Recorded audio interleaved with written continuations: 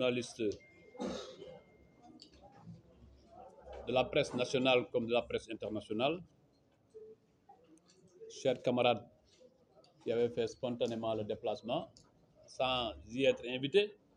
Du reste, j'ai voulu personnellement faire un point de presse. Je dois d'abord m'excuser auprès de beaucoup de nos camarades, de certains membres de ma famille qui m'avaient dissuadé de faire ce point de presse en attendant qu'on sache de quoi il s'agit réellement.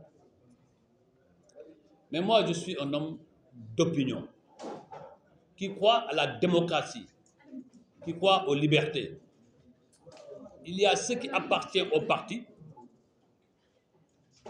il y a ce qui appartient au parti, il y a ce qui appartient à la République, mais aussi il y a quelque chose qui m'appartient à moi.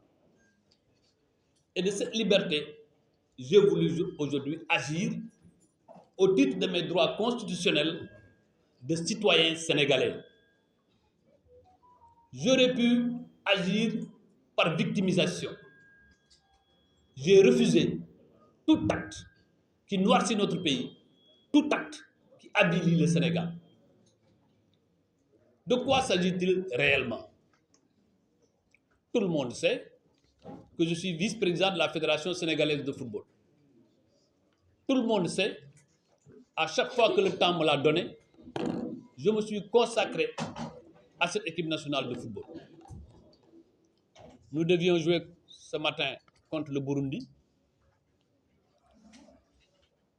Bien évidemment, après un match pénible à Dakar contre le Burkina Faso, le Sénégal, l'État du Sénégal, a affrété un avion spécial pour aller se déplacer au Malawi, parce que le match se tient au Malawi. L'État du Sénégal a reçu le manifeste de tous les dirigeants qui doivent faire le déplacement, et mon nom y figurait. Personne ne m'a signalé rien du tout. C'est à 3 h du matin que je me suis rendu à l'aéroport. À l'aéroport, j'ai fait toutes les formalités. Toutes les formalités, dis-je. Je vais vous les montrer d'ailleurs. Ma carte d'embarquement, que voici. Mon passeport ordinaire sénégalais. Je ne suis pas, à ce que je cherche, un Guinéen. Ils ont mis le cachet. Ils ont mis le cachet. Et après, tranquillement, je devais faire la traversée. Quand je devais faire la traversée, un policier est venu gentiment me dire: Monsieur le ministre, je voudrais avoir votre passeport, il y a une petite vérification. J'ai obtempéré. 10 minutes après, c'est un lieutenant qui vient me voir: Monsieur le ministre, est-ce que vous avez avec vous votre passeport diplomatique? J'ai dit non. Moi, depuis la chute du régime, j'ai renouvelé mon passeport ordinaire et qui est daté du 18 avril 2024.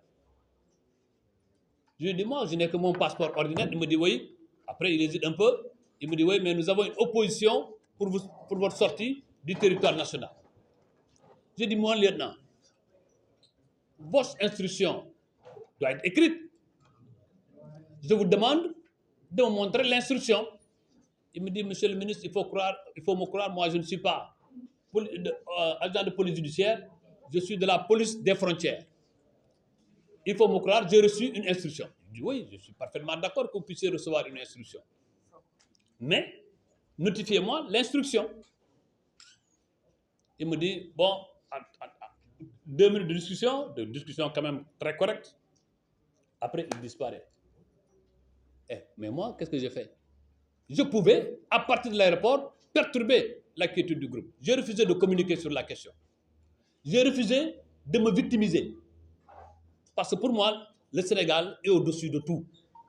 Et je n'ai pas voulu perturber l'équipe nationale. Quand Maître Senghor et certains membres de l'équipe nationale ont été au courant, ont voulu agir, je leur ai demandé, et les SMS existent, Monsieur le Président, partez tranquillement, je souhaite que le Sénégal gagne. Je ne veux pas que notre équipe soit envenimée, que notre équipe soit déstabilisée par un fait, parce que tout le monde sait, qu'on le veuille ou non, que le gouvernement le veuille ou non, je suis très important dans le dispositif de l'équipe nationale du Sénégal. C'est Dieu qui l'a fait. Vous êtes un homme d'État. Malgré tout ça, j'ai dit, je vais observer. À ce jour, moi, il n'y a aucun rapport de l'OFNAC, de la Cour des comptes, de l'IGE, de l'IGF, qui m'impacte dans n'importe quel délit. Je n'ai à ce jour reçu aucun texte qui me dise que dans ma gestion, voilà ce qu'on te reproche. Mais en vérité, il ne faut pas se cacher. Le collectif des avocats du parti va agir sur la question juridique et sur d'autres questions. Mais il ne faut pas vous tromper. L'attitude est très claire. Abdoulaye Sow est visé depuis le 24 mars. Parce que moi, depuis le 24 mars, j'ai déclaré que je suis dans l'opposition. Et si un instant on peut penser que m'empêcher de voyager, moi, Abdoulaye Sow, si vous m'empêchez de voyager, et j'ai entendu dire, oui, les gens voulaient fuir. Ceux qui veulent fuir vont partir dans un avion affrété par l'État du Sénégal, dans lequel il y a 5 agents de sécurité. Et moi, si je devais fuir, j'irais au Malawi.